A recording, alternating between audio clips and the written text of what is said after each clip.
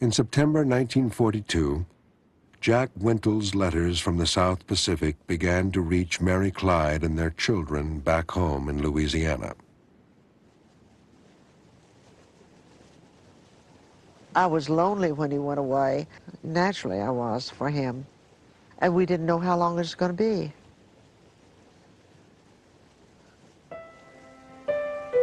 Mary Clyde Wintle and her daughter Jackie came to Guadalcanal on the 50th anniversary of the campaign.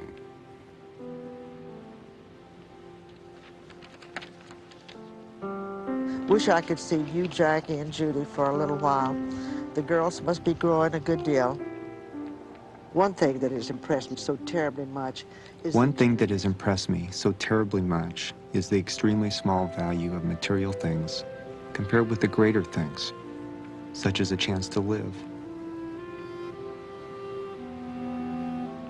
Your picture almost speaks to me. The only difficulty is that you're so far away that I can't touch you. I reach for you 1,000 times a day. Why are we tortured so?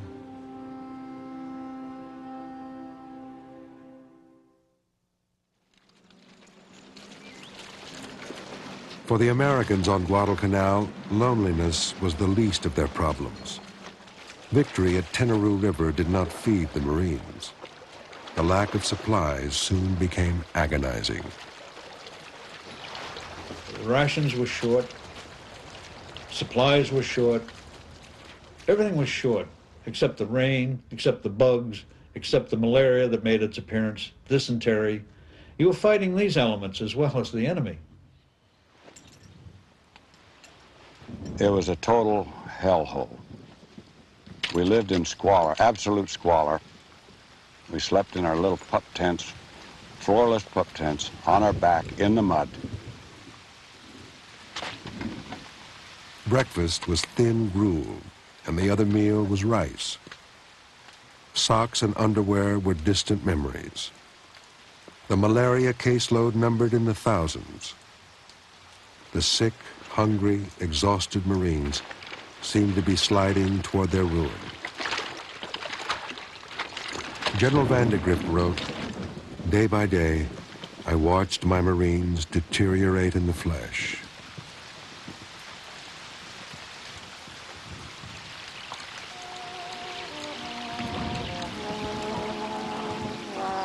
One night, some of the first broadcasts of Tokyo Rose came on the radio, and she played the latest beautiful music of Glenn Miller and Tommy Dorsey.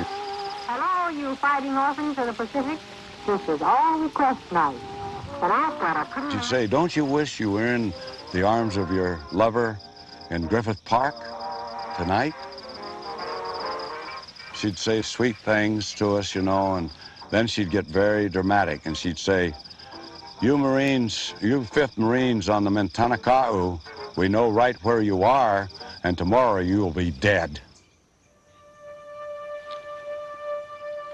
For the Marines, surrounded on their small corner of the island, there was nothing to do but wait for the day when the enemy would come. We didn't know what to expect. We didn't know what was coming, and what was going to follow.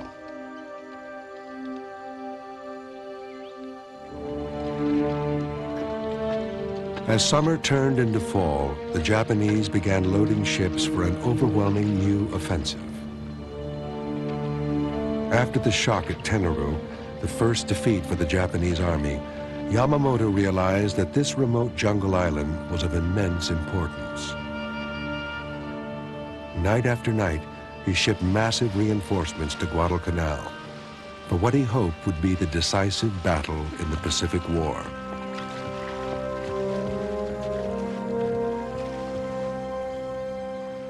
Even as the Japanese massed on the island, General Vandegrift received a message from his commanding officer.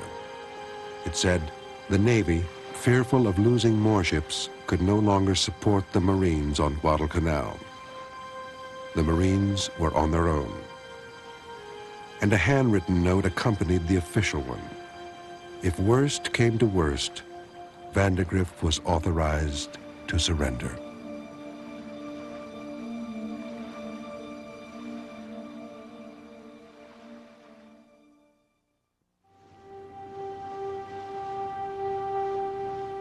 In his first 10 days at Guadalcanal, Ballard had filmed several of the lost ships he was after.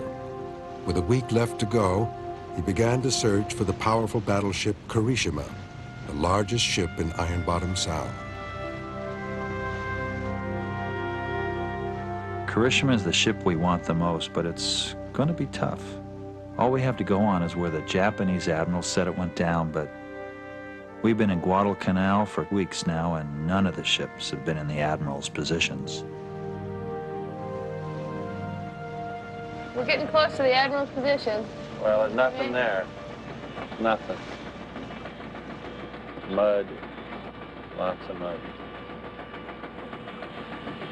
Searching for ships with sonar is a very frustrating business. It can fool you.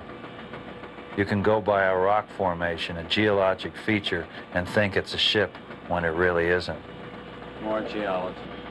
More geology. More geology.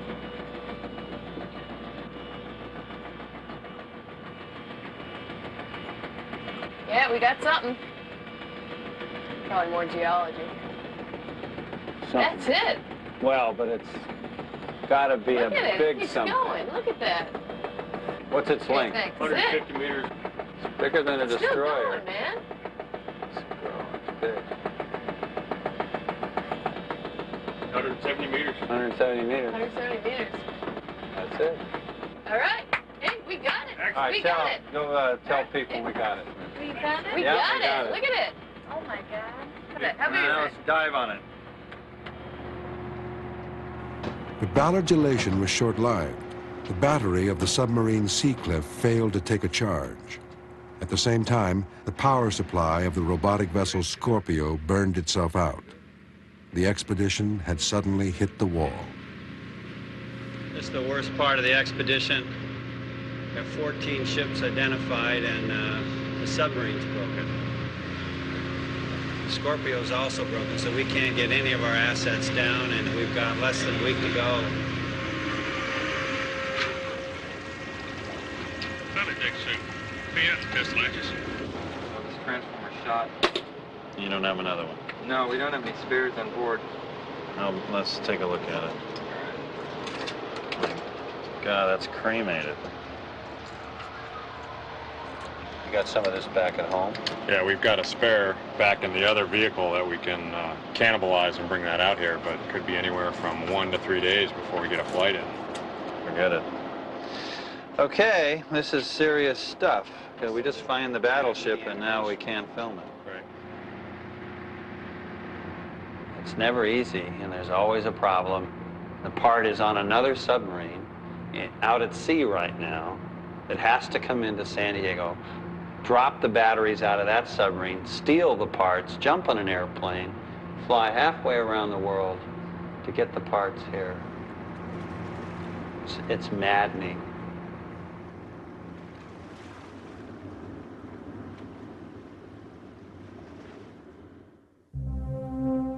"50 years earlier, the Marines on Guadalcanal faced impending disaster. They controlled only a shallow arc of land on a large island. The Japanese ruled the sea, cutting off Allied supplies. But the Americans had one trump card, the pockmarked rutted track called Henderson Field. Whoever held Henderson Field held the key to victory. The airfield was called an unsinkable aircraft carrier, until the night that Admiral Yamamoto's battleships tried to sink it.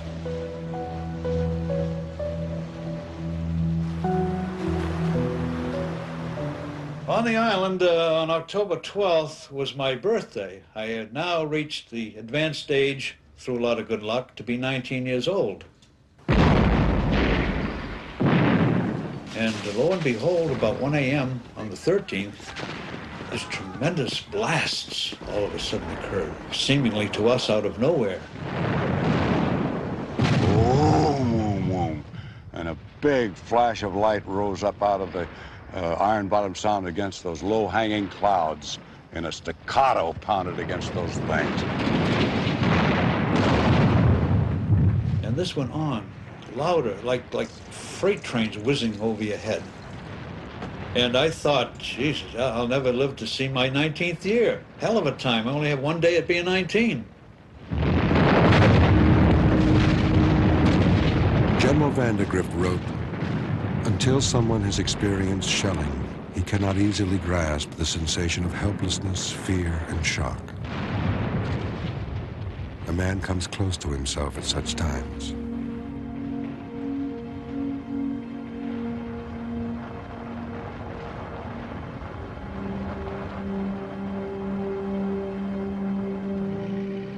The next morning, the Marines crawled out of their foxholes to find Henderson Field a wreck, their radio station destroyed, most of their plane fuel blown up. A hit on a ration dump had spangled the landscape with shards of spam. Most of the American planes were either damaged or destroyed. They fired 973 14-inch shells at us that night. And they tore that airfield up, they tore our airplanes up, they tore everything up.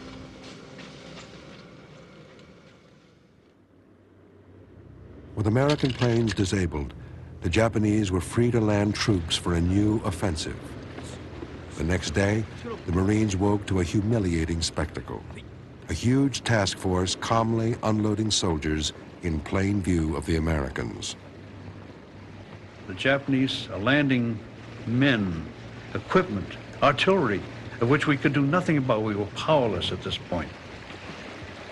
And we were given gunny sacks, which we were told had the last of the rations you're going to be issued and the last of the ammunition. It wasn't so good a future at that point.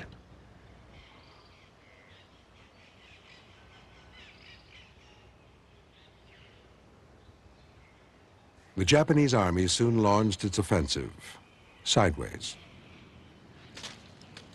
Their plan was complex, to march all the way around the Marines and attack from behind. On October 16th, the Sendai Division began their march.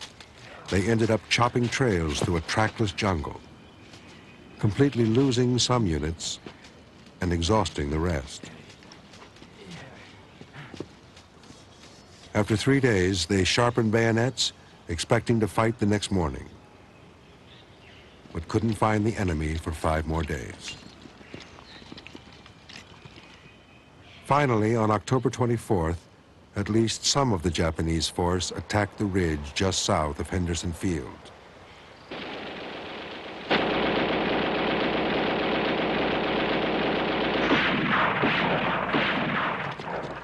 The Japanese outnumbered the Marines by 3 to 1. But they charged straight at fortified positions. These dubious tactics seemed to work. After days of furious fighting, the Japanese took the crest of a ridge west of the airfield. On October 25th, they radioed, "Banzai, right wing captured airfield." The report was premature. Marine artillery blasted the Japanese off the ridge. The Americans surged forward, and the battle was over. 2,200 Japanese lost their lives. American deaths numbered just 84.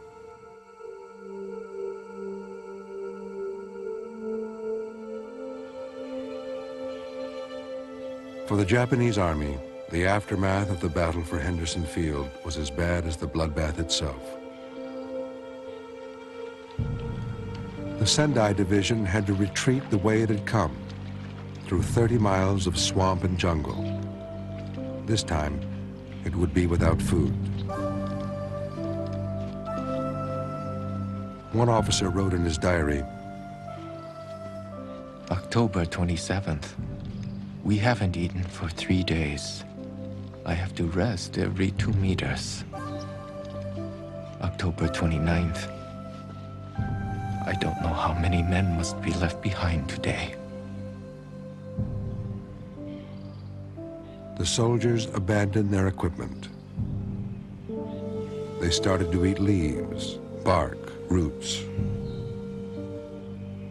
The entire Japanese force was starving. they began to call Guadalcanal the Island of Death.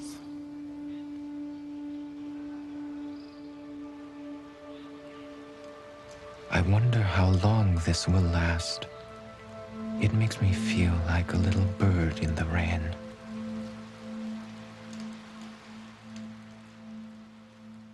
Artillery officer Akio Tani was one of those starving on Guadalcanal.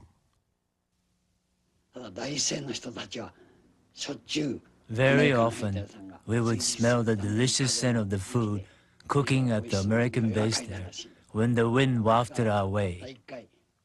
I received a packet of black tea just one time. I didn't drink the tea. Drinking it would have been wasteful. I ate it. As the Japanese soldiers retreated, starving and defenseless, many were taken prisoner. Most of the Japanese army soldiers were in very bad shape. Instead of fighting, they were looking for food. And so when we captured them, they were very grateful that we were feeding them and at the POW compound. Roy Wihata, a second-generation Japanese-American, was assigned to military intelligence. Over 20 years before, his parents left Japan with a dream. They came to America to find a better life. After Pearl Harbor, they lost their farm. They lost everything but an album of photos. Roy's family was sent to an internment camp in Arizona, while Roy was in Guadalcanal fighting for his country. I thought that I was doing the correct thing at all times, and there was no hesitation on my part to even fire at any Japanese soldier if they were on the other side of the front line. On Guadalcanal, Wihata volunteered to interrogate Japanese prisoners. The Japanese commanders never expected their soldiers to surrender. They hadn't even told their soldiers not to talk. So it was very easy to get information from the prisoners. The early prisoners were bleeding in their mouth, and I asked them, why, how come you have injuries around your mouth? He said the Marines used to use their rifle butt to take out all these gold teeth that they had in their mouth. So this is how I found out they were treated poorly by some of the Marine soldiers. We took some prisoners, and a guard was placed on them. In the middle of the night, he shot them. Why? He got tired of standing watch, so he shot them. We knew that they didn't try to escape. They couldn't.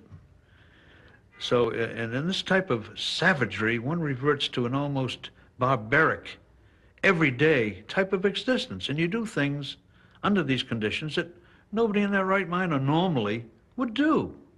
They probably, and us, but we did them.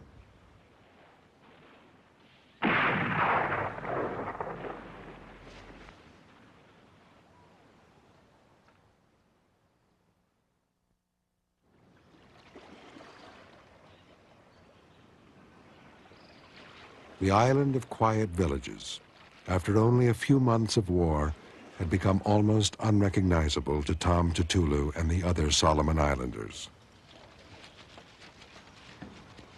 When we went to war with the Allies, as a porter, or as a spy, or as a scout,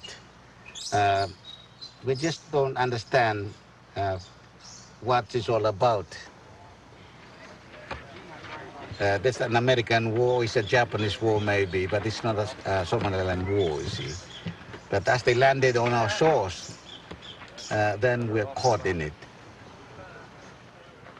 And of course, we think that we're helping the Allies without realizing what it's all about.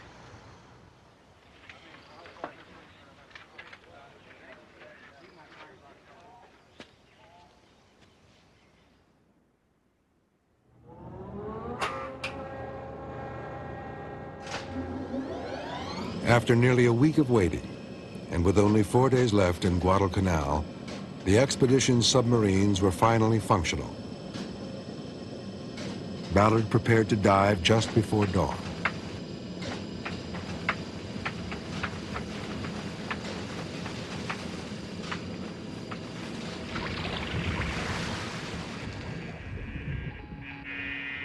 Surface control, this is Seacliff, Delta 2.5, over. As we dive, we try to occupy ourselves with our equipment. Checking our sensors. 456 descent rate is 57. Making sure we're on course. No target on the sonar. But what you're really thinking about is what we're going to see when we finally get down there. But as Seacliff neared the ocean bottom, Ballard suddenly noticed something very disturbing on his carbon dioxide indicator. CO2 is going up. Yep, it's going up. As the CO2 level rose, oxygen was disappearing. Breathing would soon become impossible. Seacliff control. The Seacliff was 3,000 feet deep. The ascent back to the surface would take over an hour.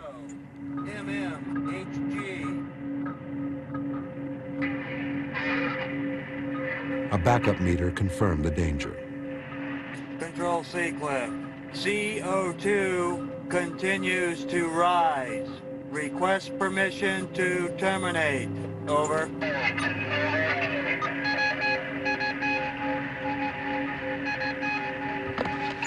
Fighting panic, the men were soon forced to use an emergency oxygen supply. Control Seacliff. Donning EBS. Over.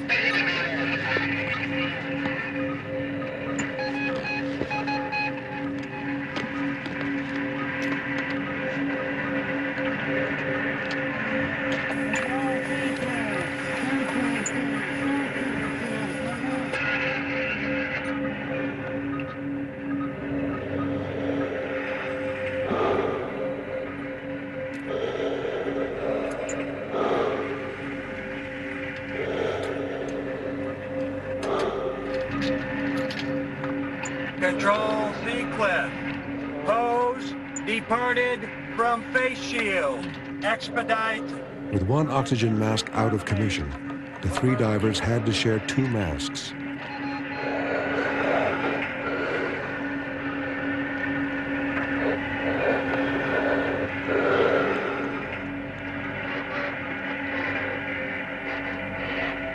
With agonizing slowness, the Seacliff rose toward the surface.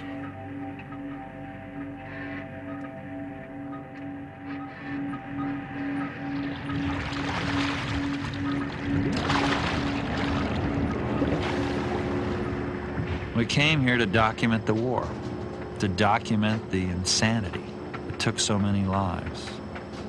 But the last thing I expected was to join the men who died in Iron Bottom Sound. I'm glad we survived this one. Interesting dive.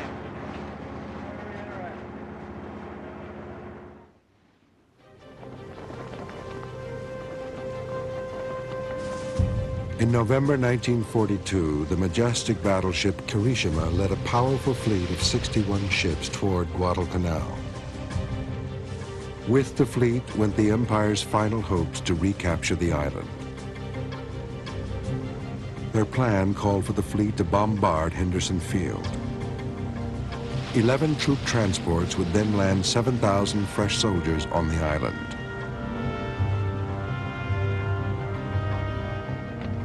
The Japanese command wrote, "The coming naval battle is the fork in the road which leads to victory, for them or for us."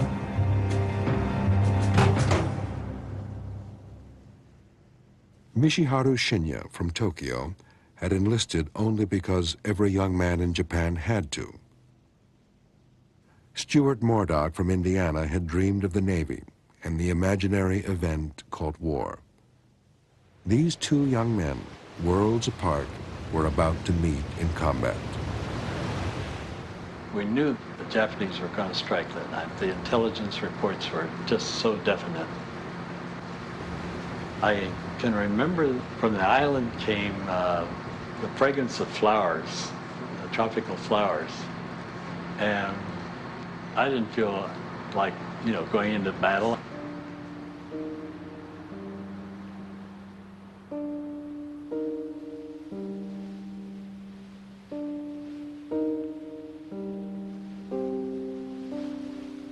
An innovation called radar gave the Allies the advantage of surprise, in theory.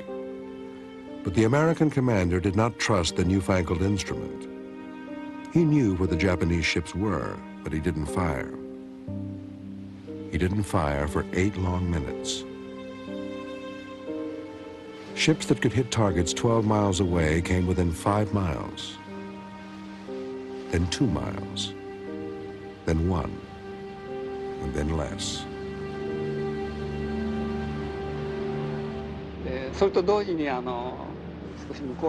Suddenly, I could see a line of American cruisers directly in front of us. So we snapped on our searchlights. Bingo came a searchlight right on the Atlanta. I could still see that light off the port bow, burning a hole right through me. It was just amazing. At that point, I saw the forward guns of the Atlanta swing out so rapidly and fire.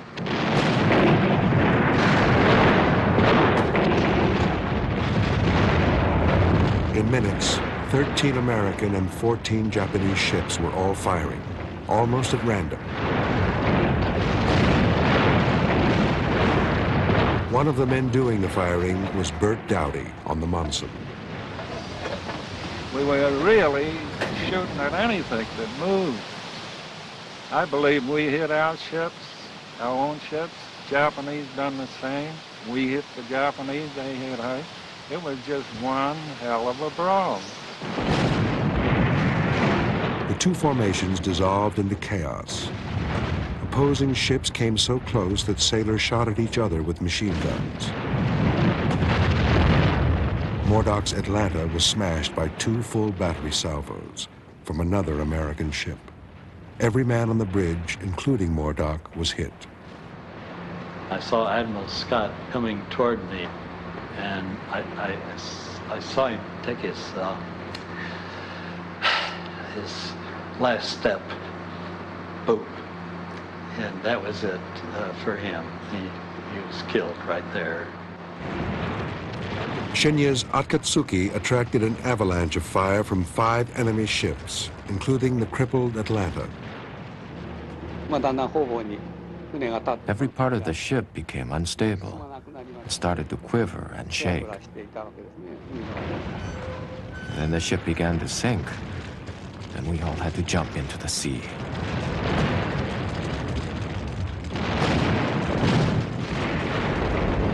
On Bert Dowdy's Monson, the captain thought he was being fired on by friendly ships. He switched on recognition lights, and the destroyer was immediately struck by 37 shells.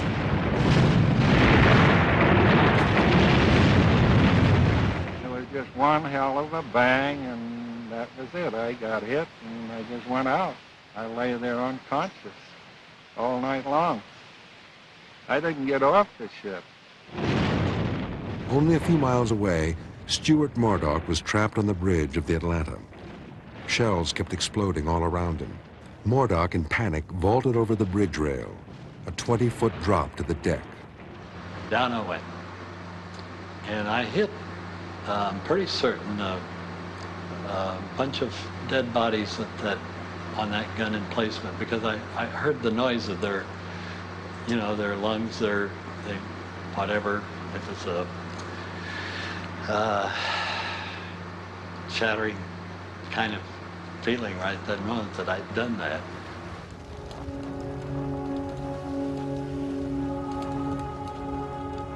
At dawn, 7 damaged ships still drifted, burning and smoking on the glassy surface of Iron Bottom Sound. One of them was the Monson, where Bert Dowdy was still unconscious, pieces of shrapnel lodged in his skull, and his ship sinking beneath him. His help came in the end from sharks. 3 of Doughty's friends made it off the ship, but the sharks were so terrifying, they finally paddled back to the sinking destroyer. They happened to see somebody move. It was me. And they said, well, for crying out, it's Buddy Burt. They called me Buddy Burt. And I was alive. While Doughty's buddies got him off the ship, Japanese survivors floated on the surface of Iron Bottom Sound. One of them was Mishiharu Shinya.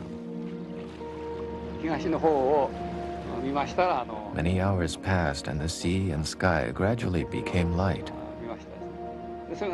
Looking toward the east, I saw a small American boat coming slowly toward me. They tried to rescue me, but I blurted out in English, "No thanks." Still, you're not really free when you're treading water in the ocean, so eventually I gave up. For us, being captured was extremely shameful, much worse than dying. By afternoon, boats ferried the wounded Americans, including Stuart Murdoch, to land. I remember being with the others there, and there was one seaman on a stretcher right by me. Very seriously wounded, you could tell. And I looked at him, he looked at me, and he gave me a smile. And that was it.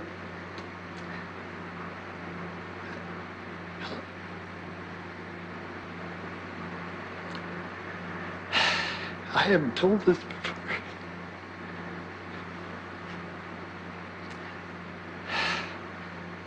And I'll always remember that smile.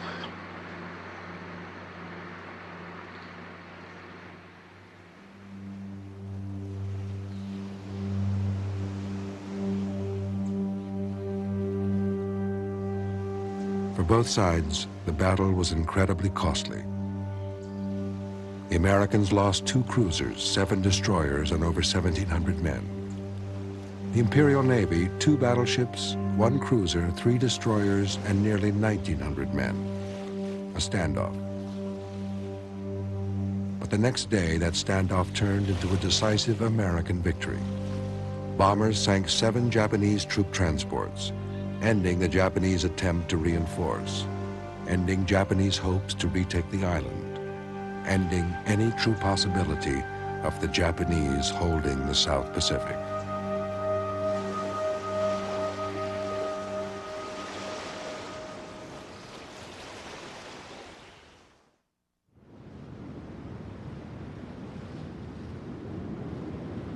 "50 years after the decisive battle, men who had fought each other met again on the Laney Choest.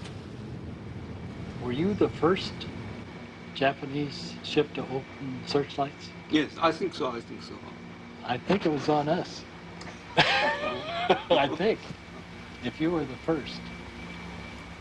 So you... But I think we are hit by some cruiser. The first searchlight that came from the Japanese was on the Atlanta. So we immediately swung our turrets off to the port left and started firing, and I'm sure other ships did the same thing.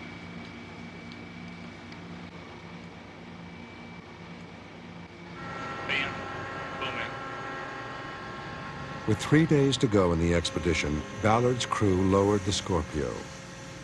The 2 veterans watched from the Laney Choest, hoping for the chance to get a glimpse of their old ships. Boom into the attached float position. Boom in. Oh, there it goes, huh?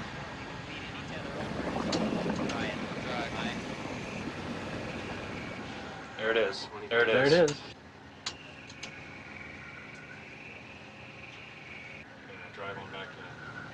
Well, that was startling, wasn't it? Well, that just comes right on you. There's your ship.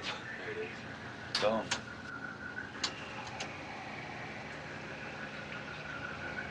Yeah. There, that's a look tremendous at the damage. Boy, that torpedo.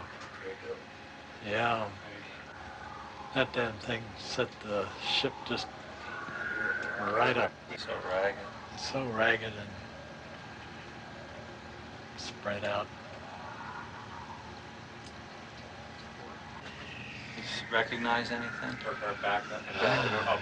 Back up and up the choke gate. Yeah, that's far enough back. Keep it in view. Boy. And just come up. You want to get above that mast. Nope, afraid not. It's pretty messed up. Keep going back in.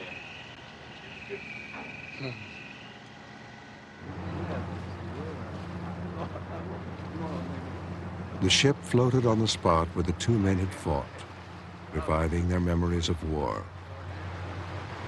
In a war, you don't think personally. You think there's something out there, and you don't care what it is, and you just shoot, and you don't think about what's happening, do you? Yeah. Because at the time I was still a young man, so Right, me I too. cannot any good. I couldn't look too far either. Yeah. Oh, maybe this is a raid, you know? Yes. Yeah. Ballard and Shinya reviewed video images of a destroyer they hoped was Shinya's Akatsuki, but identification proved to be a bewildering puzzle. The destroyers Akatsuki and Ayanami were virtually identical, This is on the stern. and both ships had been sunk in the same battle. One of the few distinguishing features had been the name of the ship painted on the hull.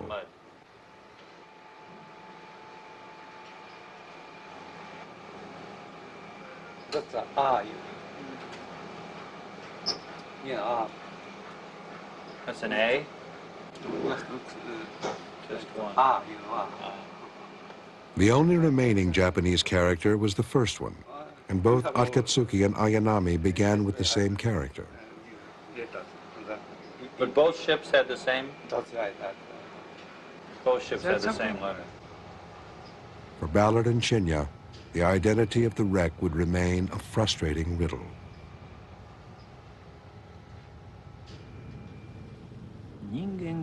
I've come to think that the spectacle of human beings killing each other is without equal. The devil in us makes us enjoy watching it, but no one can make us enjoy having it done to us. I kept saying I was on borrowed time. Really, it's a feeling that I have a legacy. I just have a feeling, am I a worthy survivor? How can I live my life so that it's worthy of what happened?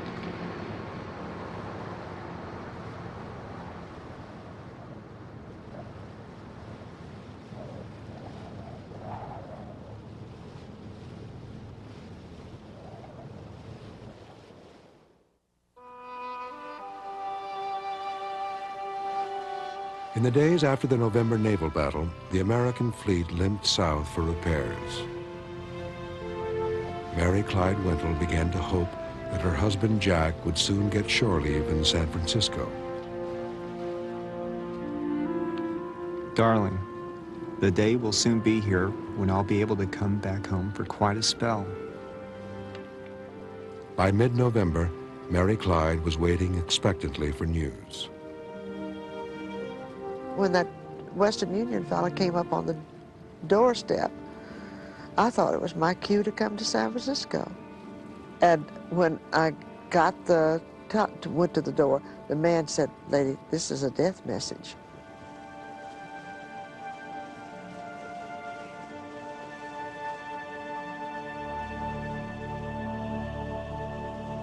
We regret to inform you that your husband, Lieutenant Commander Jack Wendell, was killed in action and buried at sea.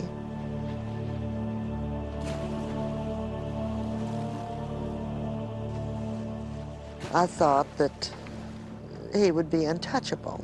He was good, that nothing would happen to him. But you know, you mature, you grow up. You realize that life's not that way. For weeks after his death, Jack's letters kept coming. Darling, the moon has been beautiful of late. Hope you've seen it. I've looked at it and longed for you. Think of you all day and until I fall asleep. Then I dream of you. Wish I could call you on the telephone tonight just to tell you how much I love you.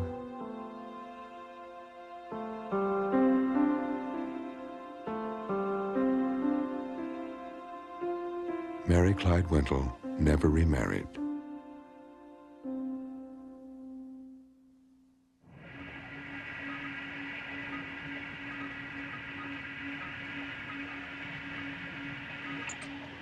Sea cliff control on the bottom, depth 3055. Can you give us a range and bearing to the target, over? Only 36 hours before the end of the expedition, Bob Ballard tried one last time to explore the Kirishima. More debris as we drive forward. Finally, he was within yards of the elusive battleship.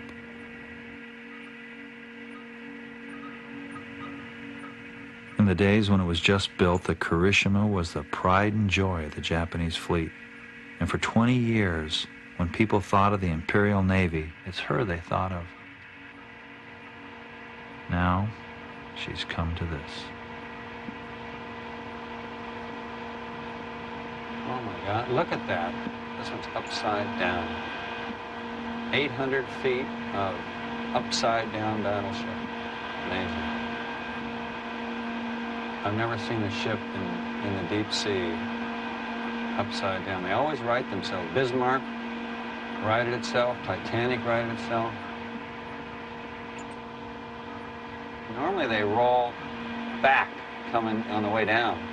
This one didn't roll. It must have been that superstructure, you know, it could have acted like a keel.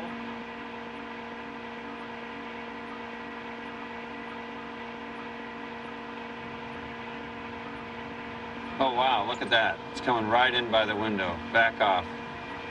Boy, look at the size of that propeller.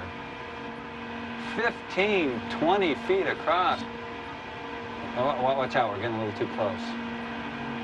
Now look at, is it coming in your window? It looks like we're just about to brush against it.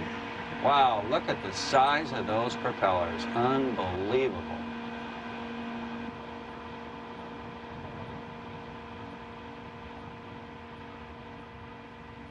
Kirishima was the last Japanese ship to sink in the November naval battle.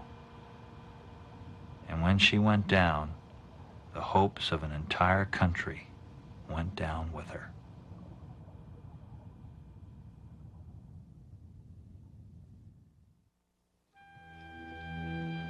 After 4 months of fighting, the Americans had a stranglehold on the island. The Marines turned over their hard-won territory to the Army. The Marines bore little resemblance to the fresh young men who had waded ashore. Their uniforms were in tatters, the men themselves sick, exhausted, worn out. The shock of that leaving Guadalcanal numbed us, and there was no jumping or joy, and nobody with any hilarity. I couldn't believe that reaction when I look back on it, and we just shuffled to load into the Higgins boat and leave this place.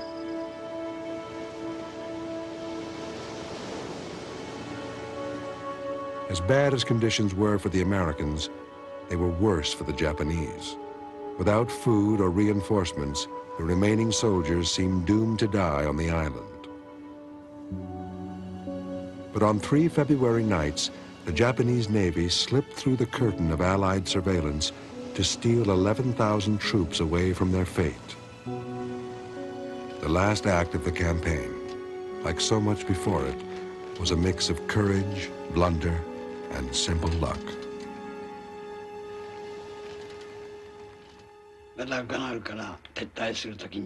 When we were pulling out from Guadalcanal, we left a soldier there who was still breathing. I will never forget that. The image of that young soldier just being left there, unconscious but still breathing. That keeps coming back to my mind, even today.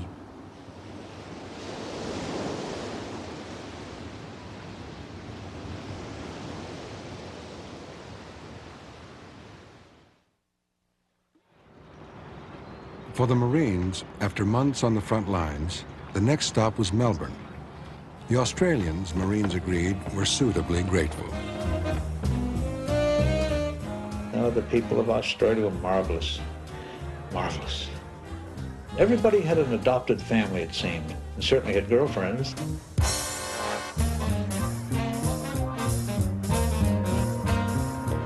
Melbourne was the piece of cake, particularly the parade in front of all those Aussies like that. People were shouting, "God bless you, Yank, you saved Australia." Old ladies would come around, hug you about the neck. Old soldiers from World War I would shake your hand. It brought it all home, that what we had done was not in vain. And it was appreciated.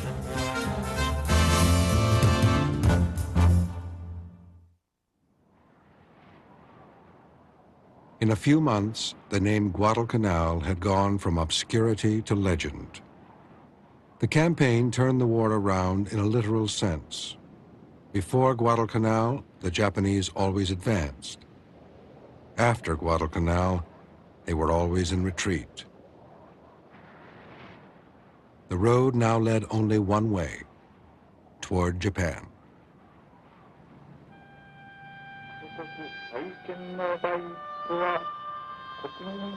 On August 15th, 1945, Emperor Hirohito broadcast news of Japan's surrender. Japanese soldiers returned home to desolation and even shame.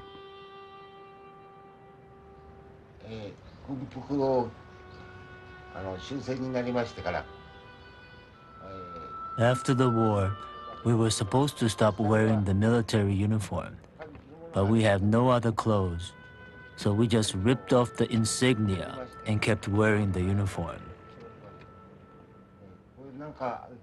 As long as I was wearing it, I still felt I was a soldier. But there was nothing much to do there. I spent every day in an absent-minded state. From August, when the war ended, until February, I didn't do any work. I just stayed at home.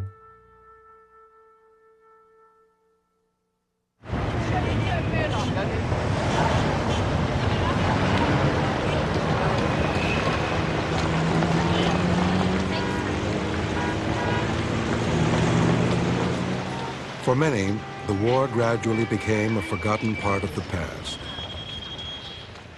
But for Sadanobu Okada, who had faced Harry Horsman at the Battle of Tenaru River, there could be no forgetting. Mr. Horsman! Mr. Okada!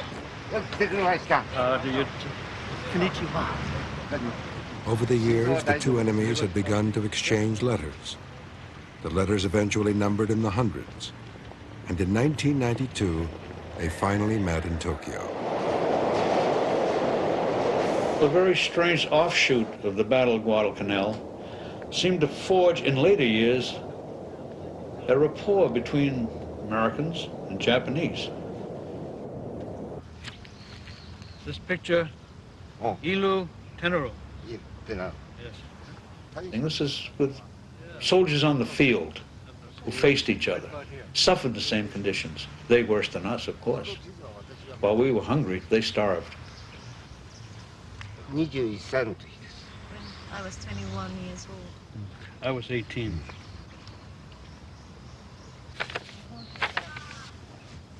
Horsman had brought relics taken from dead Japanese soldiers on Guadalcanal.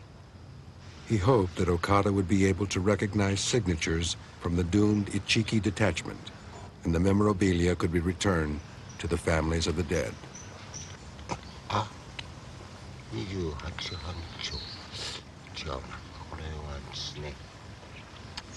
Well, I hope that this one will end up with the family, if they can be found.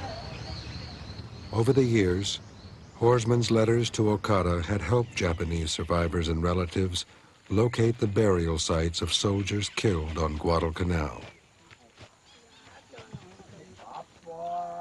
The Japanese came to perform a Buddhist rite over the remains of the dead.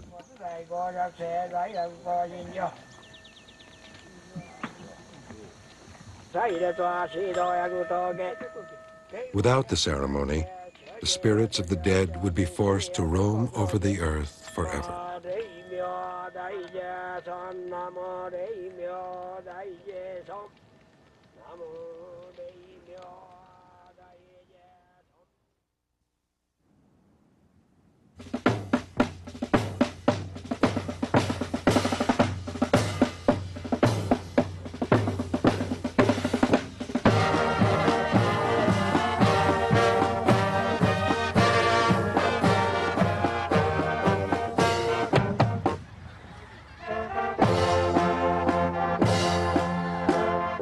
On the 50th anniversary of the campaign, the now independent nation of the Solomon Islands honored the men who had served in the war. One of those men was Tom Tatula.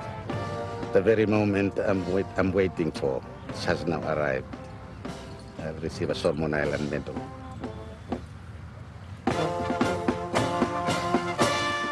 Another honored guest at the ceremony was former Coast Watcher Martin Clemens, reunited with his scouts. How are you? Long time now? Long time. Long time. Long time.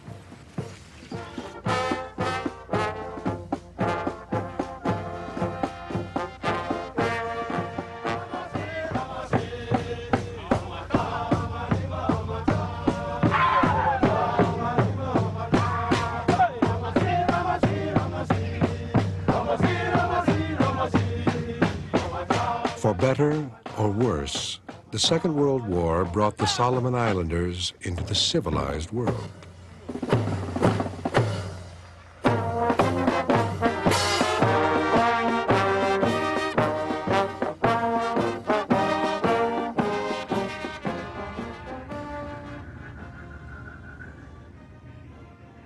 Okay, they're coming in. Hold this position. They're coming in on the bow. In his Guadalcanal expedition, Bob Ballard had located 14 ships and filmed 12 of them. Like that deck right in front of 36 more vessels still wait for discovery.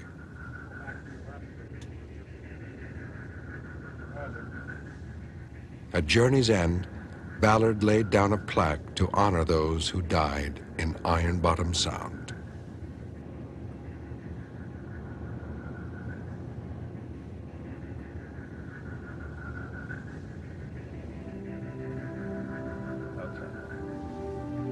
They did it.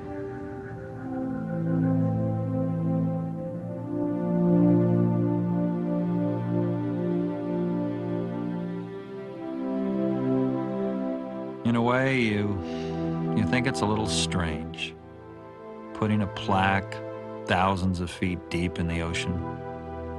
Who's going to see it after all? Maybe this is the right place for it because this is their gravesite. This is where they died. This is where they'll always be.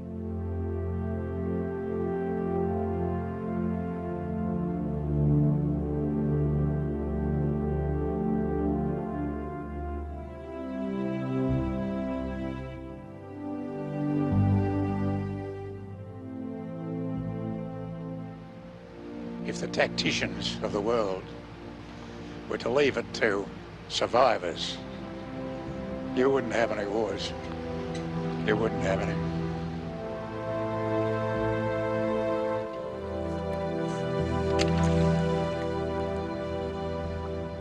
I just have a feeling Papa knows we're here.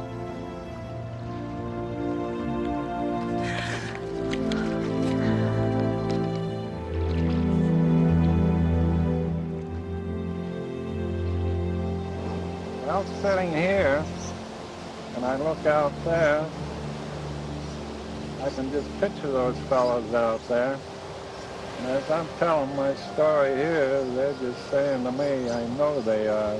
Tell it like it is, Bert. Really tell it like it is. So I'm trying my best, fellas. That's why I came back here, just to pay my respects to you fellas out there.